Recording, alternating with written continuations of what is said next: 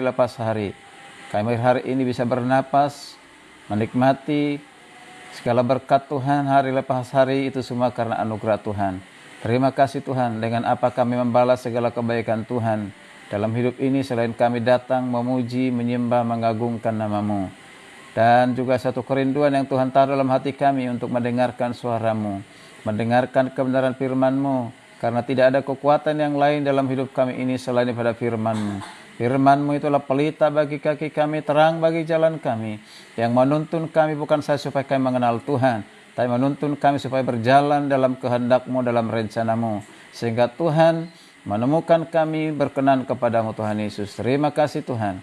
Terima kasih kami mau baca, merenungkan kebenaran firman-Mu. Buka hati dan pikiran kami, supaya apa yang kami baca, kami renungkan, bukan saja kami mengerti, tapi lebih lagi dari situ kami melakukannya, mengerjakannya di dalam kehidupan kami, dan kehadiran kami pun boleh menjadi kesaksian bagi orang lain, bagi dunia ini, bagi keluarga kami, tetangga kami, terlebih menjadi kemuliaan bagi nama Tuhan.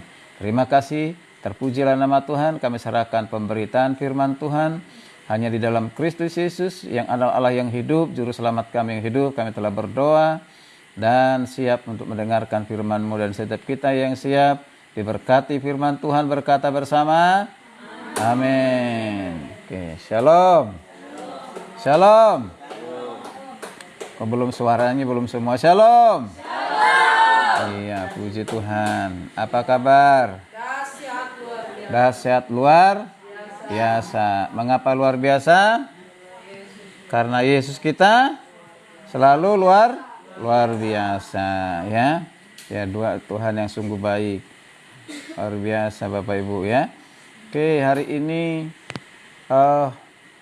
saya lupa apakah kita udah pernah BLD terakhir belum ya? BLD 6 belum ya? Terakhir BLD 5 ya? Betul ya? Bimbingan lanjutan dasar yang ke-5. Jadi hari ini bimbingan lanjutan dasar yang ke-6. Ya, betul ya? Ya, ini berarti tidak diikuti nih, ya.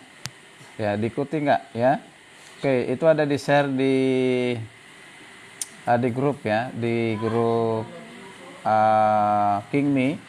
Tolong di share juga, dilanjutkan di grup KTB Alamanda ya, supaya semuanya bisa ya mendapatkannya. Oke, baik, kita akan diberkati dengan firman Tuhan, karena firman Tuhan itu berkuasa dan dahsyat ya, yang dapat mengubah setiap orang, siapapun bisa diubah dari penjahat jadi orang baik ya, dari orang baik lebih baik ya kan? Yang dari orang yang belum bertobat jadi bertobat, begitu ya. Itu hanya dengan firman Tuhan. Oke, tidak bisa harta dan uang ya yang mengubah hati orang ya. Oke, mari bersama-sama kita buka firman Tuhan. Nah, diawali dengan kitab Mazmur ya. Mazmur 95, kita baca dulu ayat ini. Mazmur 90 berapa? 95. Ya, kita akan baca khususnya ayatnya yang ke-6 sampai ayat yang ke-7. Coba kita lihat ya. Ya. Oke. 90 berapa tadi? 5. Ayat berapa?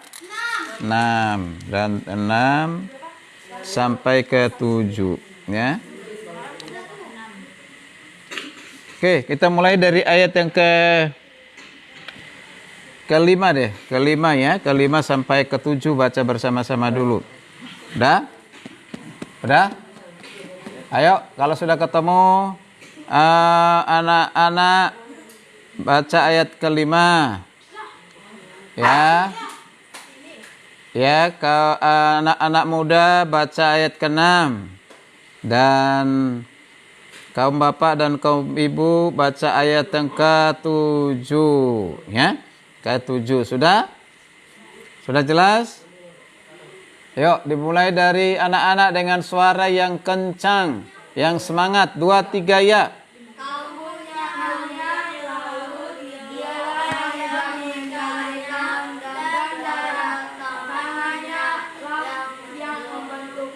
Ya, anak muda. Ada anak muda nggak? Yuk, 2. 2, 3 ya, masuklah. Masuklah, marilah kita khusyuk menyembah, berlutut di hadapan Tuhan yang menjadikan kita. Ya, kaum bapak dan kaum ibu, sebab dialah Allah kita dan kitalah umat gembalaannya, kawanan domba tuntunan tangannya. Pada hari ini kalau saja kamu mendengar suaranya. Ya, Tuhan. Jadi hari ini topiknya adalah hidup baru di dalam doa. Ya, hidup baru di dalam doa. Ya. Jadi kan kita lihat bersama-sama ya seperti apa hidup baru dalam doa. Saya ulang apa yang pernah saya sampaikan itu, berdoa itu ialah berbicara kepada siapa? Tuhan. Berbicara kepada Tuhan, ya, kepada Tuhan. Tapi Tuhan yang mana dulu? Karena setiap agama juga memiliki keyakinan adanya Tuhan, ya, adanya Tuhan. Nah, apakah Tuhannya orang Kristen sama dengan Tuhan agama yang lain? Ya, ada orang mengatakan katanya sama, ya hanya berbeda menafsir saja. Ya, bahkan sampai diberikan ilustrasi, ada yang pakai salib, ada yang pakai baju sederhana, ada pakai baju mewah, semua tujuannya sama. Nah, itu seorang pendeta besar yang mengatakan demikian. Nah, perhatikan, ya, ada yang sama, yaitu sama-sama punya keyakinan bahwa Allah itu ada, kecuali ateis yang tidak mempercayai adanya Tuhan. Ya, tentunya Tuhan yang kita percaya, di mana kita nanti berbicara kepada Dia, kepada Tuhan, yaitu Tuhan yang telah menyatakan diri di dalam siapa? Di dalam siapa? Kok nggak ada jawaban? Masih ada orang di sini? Di dalam siapa? Di dalam Yesus. Jadi kalau kita berdoa, alamatnya itu harus jelas. Ditujukan kepada siapa? Ya, itu yang membedakan kita dengan yang lain. Ya, yaitu kepada Tuhan Yesus. Dia juru selamat kita. Ya, itu dia yang diutus oleh Bapa ya ke tengah-tengah dunia ini. Ya, dia bukan hanya manusia, tetapi dia Allah itu sendiri, ya. Allah itu sendiri. Dia harus jelas kepada siapa kita berdoa, kepada Allah yang telah menyatakan diri di dalam Yesus Kristus.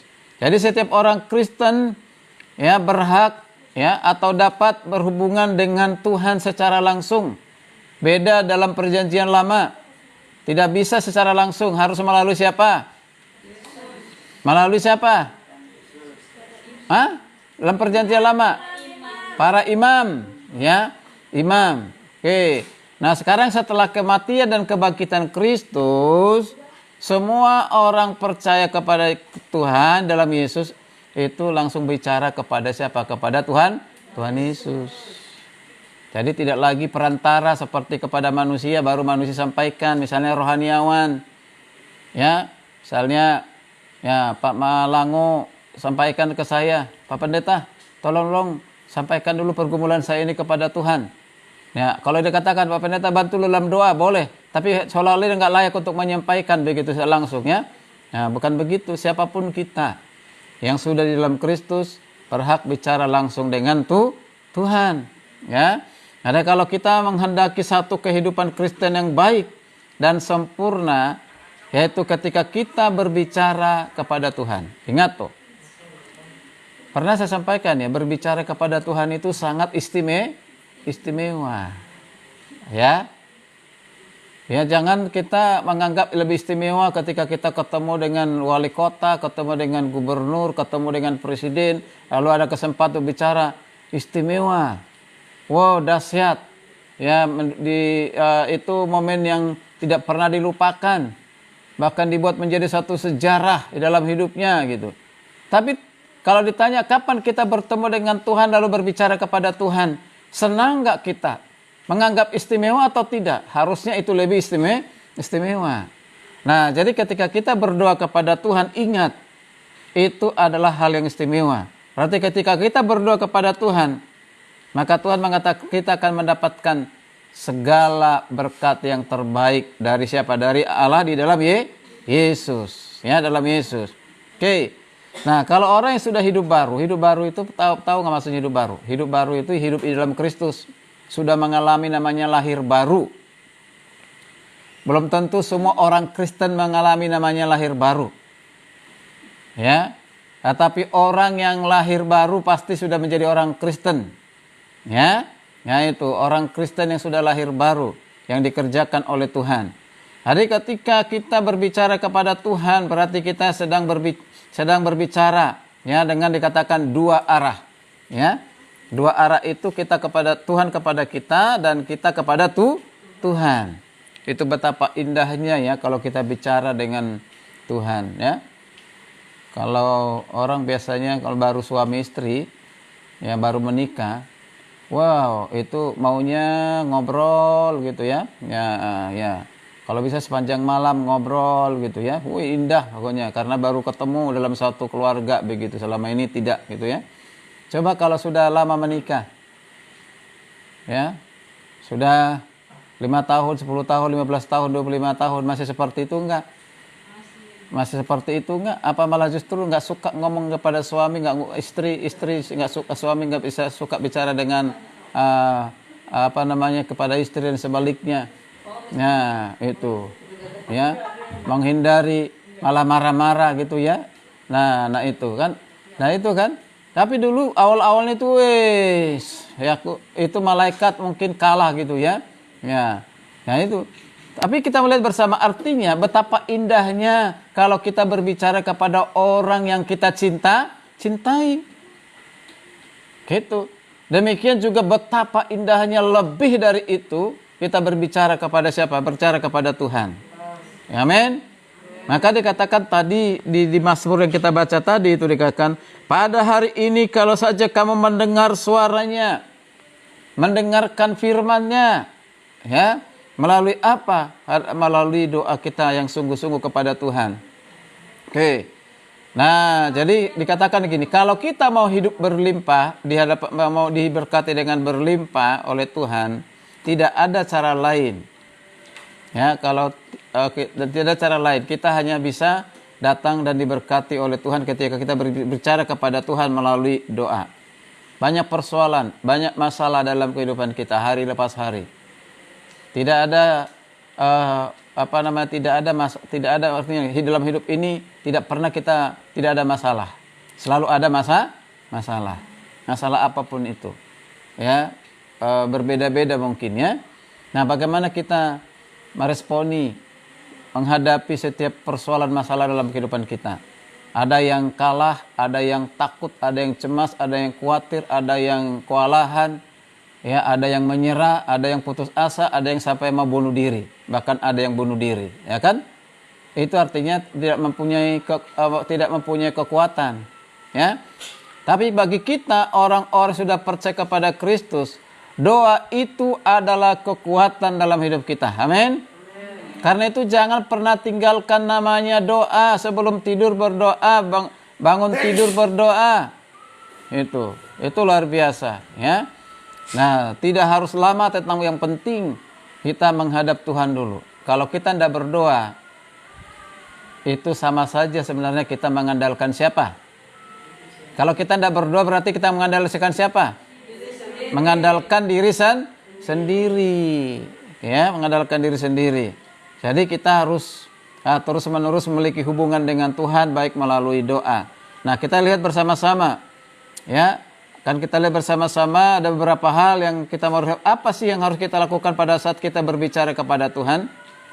Ya, kalau kita mau berbicara kepada Tuhan itu sebenarnya apa saja yang kita lakukan? Artinya apa saja unsur-unsur dalam doa? Doa itu tidak hanya meminta seperti anak kecil kan? Anak kecil itu kan jarang memuji orang tuanya ya. Manggio misalnya minta jajan mami, minta jajan Pak ayah, ya kan? Atau itu anak-anak biasanya hanya bisanya minta begitu. Ya, minta. Nah, di dalam doa apakah hanya ada meminta? Tidak, justru itu yang terakhir, ya, bukan yang pertama. Seringkali kita di dalam doa itu pemikiran kita hanya meminta, ya meminta. Tidak, ya. Di dalam doa itu ada 4 hal. Yang pertama itu adalah penyembahan atau bisa dikatakan pujian, ada pengakuan dosa, ada pengucapan syukur, ada permohonan. Ada berapa, Gio? Ada berapa? 4, apa saja? Sebut 2. Sebut 2, nanti 2 lagi mau sebut 1 deh, 1. Terus apa namanya? Nesia 1. Monik 1. Terus si Yosia 1. Ya, 1-1 jadi 4 toh. Ya. Apa saja tadi yang ada dalam berdoa ketika kita berdoa? Yang pertama apa tadi? Penyembahan. Oke. Pujian penyembahan ya. Oke, Monica apa? Pengakuan dosa. Oke. Nesia, yang ketiga.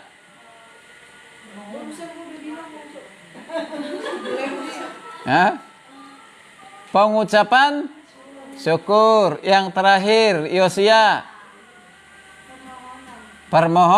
Permohonan. Ingat ya anak-anak ya, kita semuanya di dalam doa itu ada. Pertama itu adalah pujian penyembahan. Yang kedua, pengakuan dosa. Yang ketiga, pengucapan syukur. Yang keempat, permohonan. Jadi 4P. Ya, itu ingat aja itu 4P. Ya, 4P. Oke.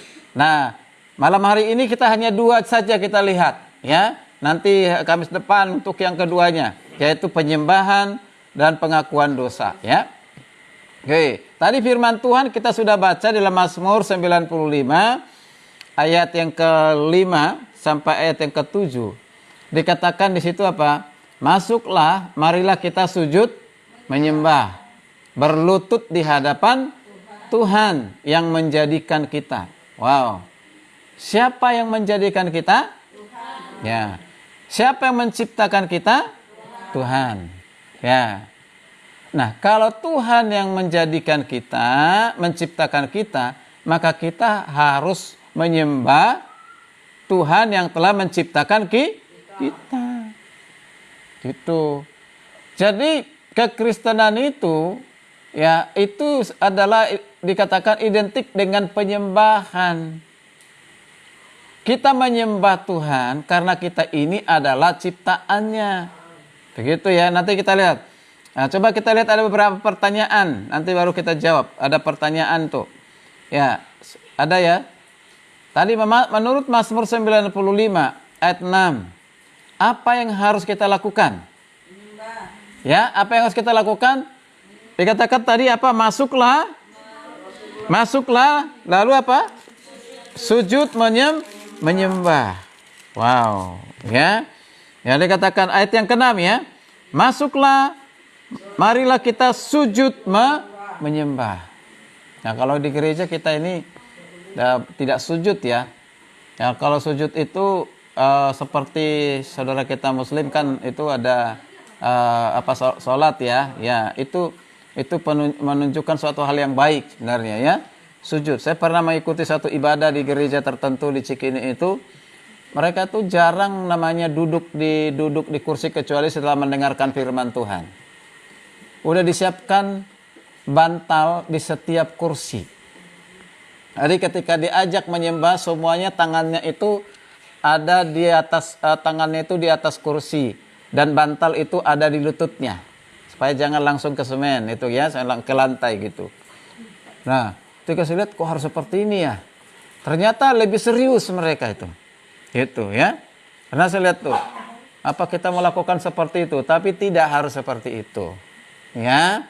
Ya, tidak harus seperti itu. Sujud menyembah, yang penting hati kita itu adalah menyembah. Maka Tuhan mengatakan dalam Yohanes 4 ayat 24. Coba baca dulu. Apa yang membaca Ona. Ya. Yohanes 4 ayat 24. Yang sering ditampilkan itu pada saat kita penyembahan itu di gereja itu. Ayat itu sangat terkenal. Apa itu? Allah itu siapa menyembah dia harus menyembahnya dalam roh dan kebenaran. Dikatakan Allah itu roh. Barang siapa yang menyembah Tuhan harus menyembahnya dalam roh dan kebenaran. Roh di situ kah huruf kecil atau huruf besar? Hah? Hah? Ya, ada roh, menyembah dalam roh. Kata menyembah dalam roh. Besar atau kecil? Kecil kan? Ya, roh kita. Ya, yaitu roh kita menyatu dengan roh Allah, yaitu roh Kudus. Roh itu tidak kelihatan, tetapi dia nyata. Ya, kita menyembah Tuhan dalam roh dan kebenaran. Gitu ya. Nah, jadi udah jelas pertanyaannya, apa yang harus kita lakukan sebagai umat Allah, sebagai umat ciptaannya? Dikatakan apa? Menyembah. Jadi hidup kita ini adalah penyembahan. Ya, kapanpun, dimanapun kita harus selalu menyembah. Ya. Kemudian pertanyaan yang kedua itu, ayat yang ke-7 tadi sudah dibaca ya. Dikatakan sesuai dengan Mazmur 95 ayat 7, mengapa kita harus menyembah Allah? Ayo. Pertama, karena dia adalah Allah kita. Sebab dia adalah Allah kita. Ya, jadi siapa yang dapat menyembah Tuhan? Ya. Siapa yang dapat menyembah Tuhan?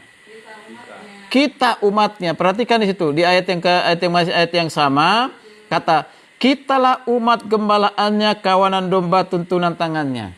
Jadi kalau dijawab ini ada dua jawabannya. Mengapa kita harus menyembah Tuhan? Karena kita umatnya. Yang pertama tadi sebelum itu apa? Karena dialah Allah yang layak disembah, dipuji, ditinggikan. Lalu yang kedua, karena kita adalah umatnya. Jadi kalau dikatakan umat tidak memuji Tuhan, tidak menyembah Tuhan, itu bukan umat, tetapi kumat. Kan gitu ya. Nah, ya. Jadi hidup kita inilah penyembahan. Mengapa kita menyembah? Karena dia Allah yang layak disembah di dalam Yesus Kristus. Tuh kan? Nah, itu luar biasa. Coba dibaca dulu. Ayo, kita Filipi pasal yang kedua. Baca mulai dari ayat yang ke-9 sampai ayat ke-11. Silakan. Yang baca itu adalah Murdini Gule, SPD. Yuk. Filipi 2. Ya, Filipi 2. Mulai dari ayat yang ke-9. Filipi 2 ayat 9. Itulah sebabnya Allah sangat meninggikan dia dan mengaruniakan kepadanya nama di atas segala nama. Supaya dalam nama Yesus bertekuk lutut segala yang ada di langit dan yang ada di atas bumi dan yang ada di bawah bumi, dan segala lidah mengaku Yesus Kristus adalah Tuhan bagi kemuliaan Allah Bapa. Ya, perhatikan ya. Dikatakan apa tadi? Itulah sebabnya Allah meninggikan Yesus, dia mengaruniakan kepadanya apa? Nama di atas segala nama. Nama yang berkuasa. Ya, lalu perhatikan, supaya dalam nama Yesus bertekuk lutut segala yang ada di langit dan di atas bumi dan di bawah bumi. Artinya semua harus sujud, berlutut menyembah Tuhan. Ya, Tuhan Yesus. Dan ayat yang ke-11 dikatakan apa? Dan segala lidah mengaku bahwa Yesus Kristus adalah Tuhan bagi kemuliaan Allah Bapa. Wow, luar biasa ya.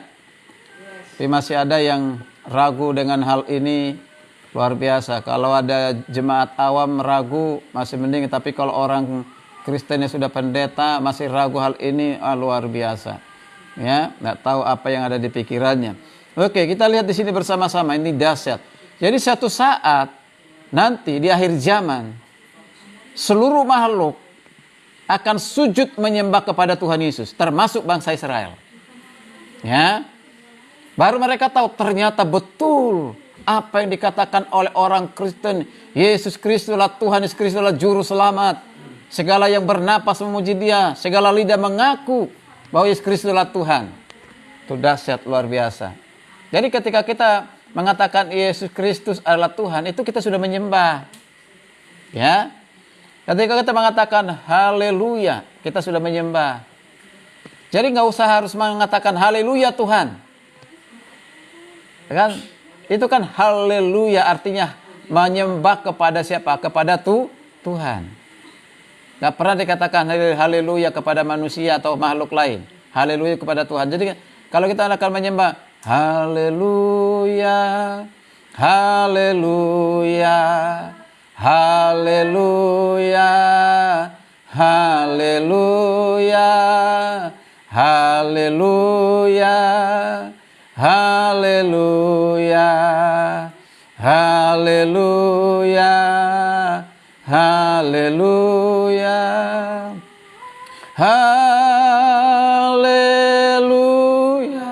haleluya, oh haleluya, oh haleluya, haleluya. Itu udah langsung kepada Tuhan, ya. Atau kata-kata kudus, kudus, kuduslah Tuhan. Itu kan? Itu menyembah Tuhan. Oke, kita lihat lagi pertanyaan yang ketiga. Ini belum dibaca ayat ini, Mazmur 135. Kita baca dulu. Mundur, Mazmur 130 berapa? 135. Gio baca dengan yang keras. Mazmur 135. Ayo Gio. Ayatnya yang ketiga saja. Berdiri dan setelah berdiri meloncat. Ayo. Mana si Kio? Berdiri. Baca.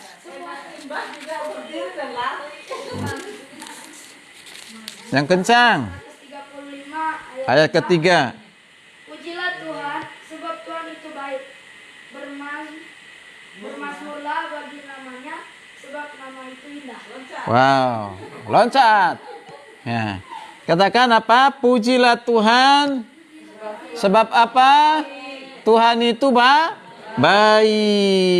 Ada lagu. Tuhan itu baik. Itu ya lagunya. Kemana Ona? Ya. Sungguh amat baik. Sampai selama-lamanya. Tuhan Yesus baik. Ya, Tuhan Yesus baik. Sungguh amat baik. Untuk selama-lamanya Tuhan Yesus baik. Ya. Jadi berdasarkan Mazmur 135:3, mengapa kita harus menyembah Tuhan? Karena Tuhan itu baik. Luar biasa, ya kan? Ya. Ada lagi lagunya tuh. Apa? Kau sungguh apa lagu satu? Sungguh baik, sangat baik. Kemana itu awalnya tuh? Yesus engkau apa? Sungguh baik, sangat baik, kasih-Mu tak berkesudahan, kasih-Mu kekal selamanya. Terus, aku mengenal kasih setiamu, aku telah mengenal kasih karuniamu, kau kaya rela jadi miskin supaya aku jadi kaya. Rapnya kemana? Hosana, Hosana bagi Yesus Allahku. Hosana, Hosana bagi Yesus Allahku. Luar biasa ya. Jadi dari 3 pertanyaan ini maka kesimpulannya adalah kita harus menyembah Tuhan karena Tuhanlah yang layak disembah dan dipuji. Nah, karena itu sebagai anak-anaknya kita harus memuji menyembah Dia. Ya, atas semua kasih-Nya, atas semua anugerah-Nya, atas semua kesabarannya, atas semua kesuciannya, atas semua kuasanya. Tuh, ya. Nah, jadi gini, kalau kita mau muji menyembah Tuhan, kita harus mengenal Tuhan. Harus mengenal, tahu sifat-sifat Tuhan. Nah, dari mana kita bisa tahu sifat-sifat Tuhan yang dimiliki oleh Tuhan? Mari kita baca 1 Tawarik 29 ayat 11 sampai 12. Ayo. 1 Tawarik 29 ayat 11 sampai 12. Ya, Pak Malango membaca kita dengan suara yang kencang buat semuanya. Ya. 1 Tawarik 29 ayat 11 sampai 12. Ayat 11 sampai 12. Atau siapa yang mau baca? Anak-anak mau baca? Yuk. Monica yang kencang.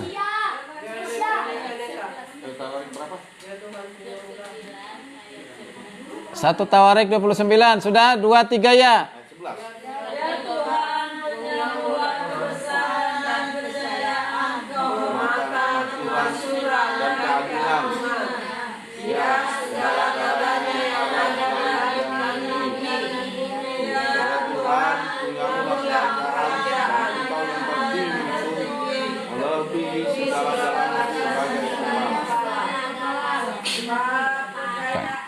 Kemuliaan terus ayat 12 daripadamu, dan engkaulah yang berkuasa atas segala-galanya. Dalam tanganmu lah kekuatan dan kejayaan.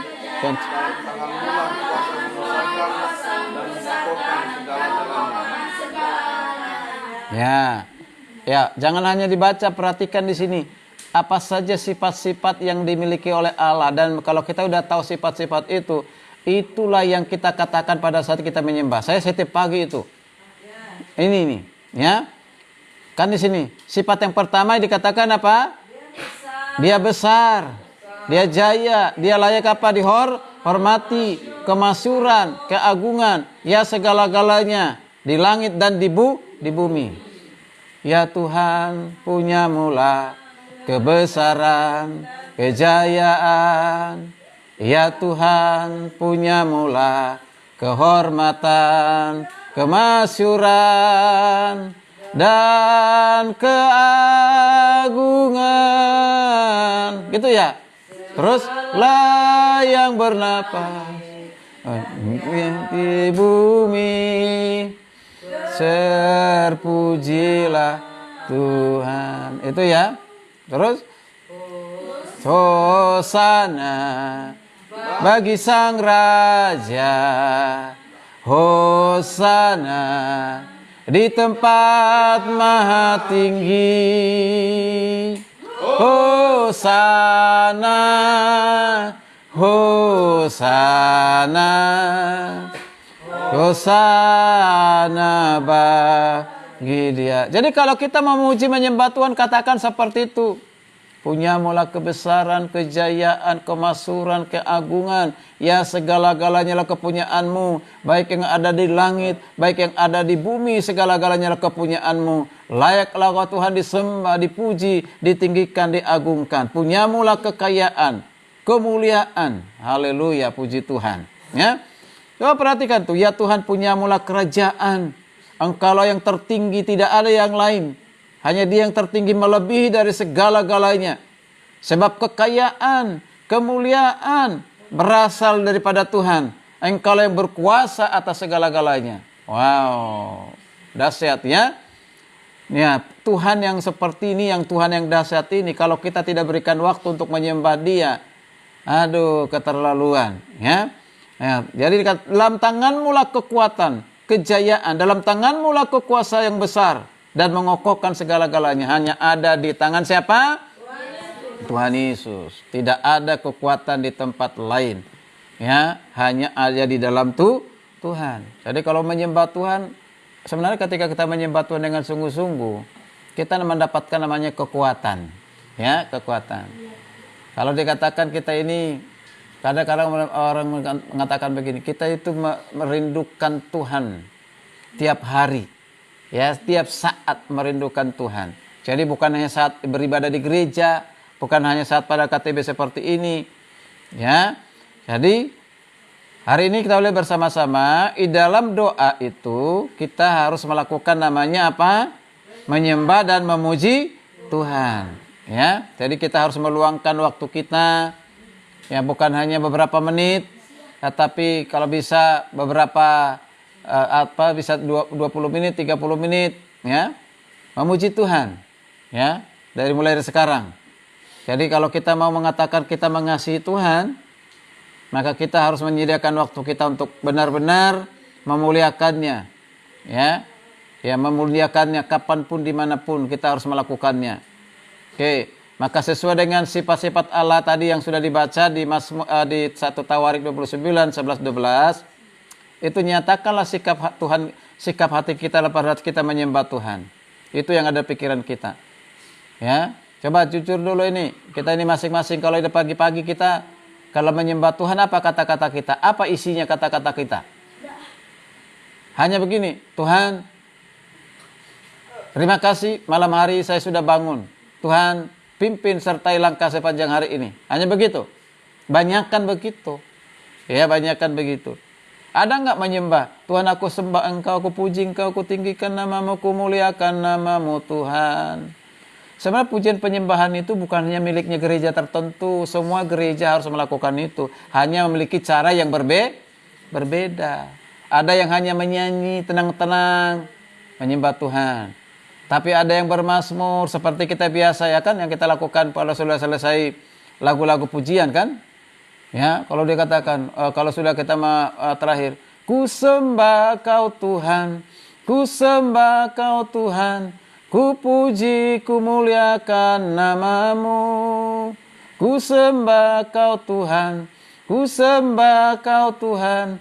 Ku puji, ku muliakan namamu. Langsung, haleluya, haleluya.